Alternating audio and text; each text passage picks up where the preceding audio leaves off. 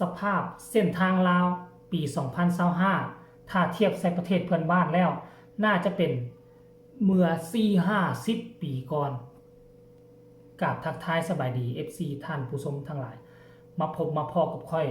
ในซ่องความเสื่อเนาะมีเรื่องราวการข้อมูลข่าวสารท่านผู้ชมการเคลื่อนไหวเกี่ยวกับการสัญจรอยู่ทางประเทศลาวของพวกเราปัจจุบันนี้สดๆฮ้อนๆที่ค่อยได้เห็นเขาจะเอามาโพสต์อยู่ทั้งแอปฟ้าเป็นเพจหนึ่งท่านผู้ชมได้เอาความห้องทุกข้อทุกข์ใจข้องใจของบรรดาประชาชนบรรดาเผ่าที่นอนอยู่ในประเทศลาวของพวกเขาคือเขาเดินทางจากเสียงขวาง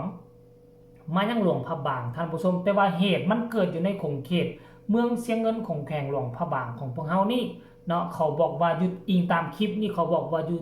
เขตบริเวณน้ำมิงท่านผู้ชมคันท่ากรณีว่าสมัยก่อนได้5 ปีหลัง6 ปีหลังถ้าผู้ใดถ่ายคลิปแบบนี้เอาลงถือว่าประจานประเทศชาติประจานบ้านเมืองก็จะถึกเอิ้นไปตักเตือนแนวนั้นแนวนี้ได้แต่ทุกมื้อนี้โลกปัจจุบันนี้ความจริงมันเป็นสิ่งบ่ตาย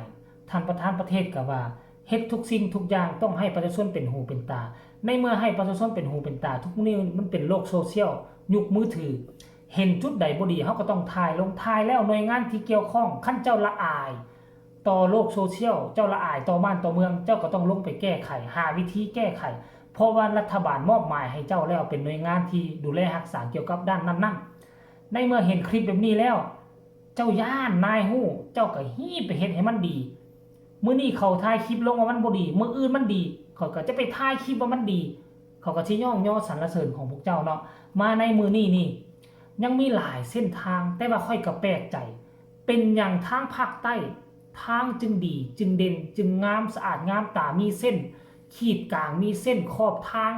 มีป้ายบอกทางโดยเฉพาะขอย่องย่อไปยังจำปาสักบ่ว่าทางจะไปหาด่านไทยบ่ว่าทางที่ขึ้นไปปากซ่องเป็นทางที่สามารถเอาไปเทียบเท่ากับทางประเทศไทยได้ค่อยกล้าบอกเลยทางกว้างขวางมี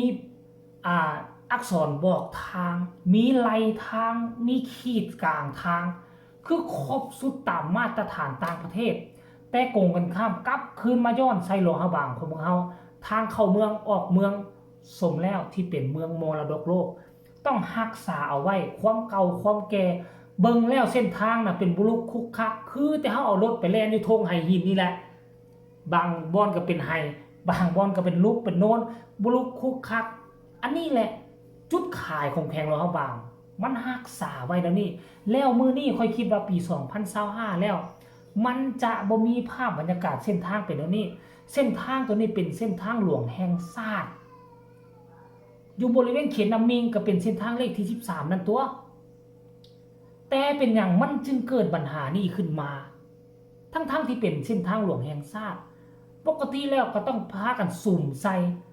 ข้อผิดพลาดตัวนี้มันผิดพลาดมาจากใส่จากศูนย์กลางหรือการบริหารงานอยู่ทางท้องถิ่นจึงปล่อยให้มันเกิดแบบนี้ปกติแล้วหน่วยงานใดรับผิดชอบหน่วยงานนั้นรับผิดชอบเวียกนั้นและแต่ละมือพากันเฮ็ดหยัง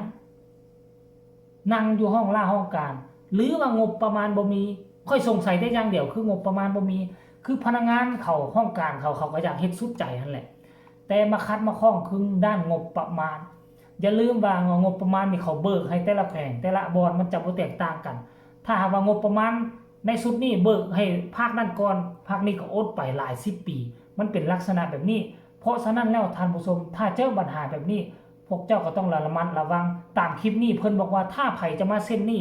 ให้ฮอเข้าฮอนำเอาไว้ทางเปเพแล้วนี่แล้วก็รถก็มาปีนมาคว่ำลัดทางตันทางอยู่นี่รถท่องเที่ยวก็ไปบ่ได้ท่านผู้ชมให้ทุกคนไปเบิ่งคลิปนี้สั้นๆซะก่อนแล้วจึงมาพบกันในช่วงต่อไปพวกคุณระหว่างเสียงเงินหลวงพระบางเนาะไปหาพวกคุณเสียงกว้างทางนี้เงียงสุดเนาะถึงน้ำมิงนี่นะเงียงแถวนี้รถ6 ล้อมากยังอยากยานเนาะรถลากมาแห้งห้ายเนาะบ่แปลงจักเทื่อแถวนี้เงียงสุดอันตรายไปจีนอีกนี่เสี่ยงสุดนี่แถวนี้ตายทางประเทศเราเนี่ยฝรั่งเศสก็ขายนี่มาพอได้กับคานี่ ระวังเสียงเงินรถบางไปหาเสียงขว้างเด้อใครมากก็รถลากรถใหญ่ซื้อข้าวซื้อน้ำมาเนี่ยนี่รถปีนรถลากปีนเนาะขาอันเนี้ยเลยเอาพวกคุณเด้อนี่เส้นทางพวกคุณระวังเสียงเงินรถบางเนาะไปหาพวกคุณเสียงขว้าง อ่ะบาทนี่กลับคืนเข้ามาสู่กันช่วงนี้ท่านผู้ชมเบิ่งแล้วค่อยกะบ่ฮู้แนวสิเว้าตั้งแต่ค่อยน้อยจนใหญ่ค่อยก็อยู่หลวงพระบางเส้นทางแถวนี้เส้นทางออกจากหลวงพระบางขึ้นไปทางเหนือนะวิทย์จากตัวเมืองไปวิทย์จากมหาลัยสุพรรณวงศ์ไปประมาณกิโลนึงบนก้องขวาทางรถไฟตั้งแต่รถไฟสร้างสำเร็จเสร็จสิ้นขวารถไฟตัวนั้นสร้างสำเร็จแล้วก็ก้าวเข้าปีที่4บ่ถ้าจำบ่ผิดเส้นตัวนั้นยังบ่ได้รับการแก้ไขแต่กรณีว่าถ้ากรณีว่าฮอดจะฮอดช่วงปีใหม่ลาวยามใดเด้อเขาจะแลนมาเทแลนมาถมหมดทุกเส้นทางการเข้าเมืองในดีอ่องต้องวิทย์เดือน4นี่เดือน4นี่เป็นเดือน5ลาวเนาะเดือน4เดือน5ก้าวเข้าสู่เดือน6นับจากที่มือเขาเทมาฮอดฤดูฝนเดือนปลายฝนตกมา2-5เริ่มเป็นคุมแล้วนะเป็นคุมซ้ำกำปั้นซ้ำ2กำปั้นเป็นคุมซ้ำๆใหญ่ขึ้นแล้วก็แล้วว่าเป็นแนวนี้ค่อยเห็นต่างประเทศเขาเฮ็ดระดับ5ปีขึ้นไปมาตรฐานของเขาคือ 3-5 ปีคือมาตรฐานต่ำสุดอันมันจะเปเพของถนนนะค่อยก็บ่ไปตำหนิดอกโยธาของบ้านเฮาอาจจะเก่งกาจสามารถแต่ว่าสาเหตุที่เฮ็ดให้เส้นทางมันเปเพไว้ย้อนหยังพวกเจ้าว่าสาเหตุหลักๆรถขนส่ง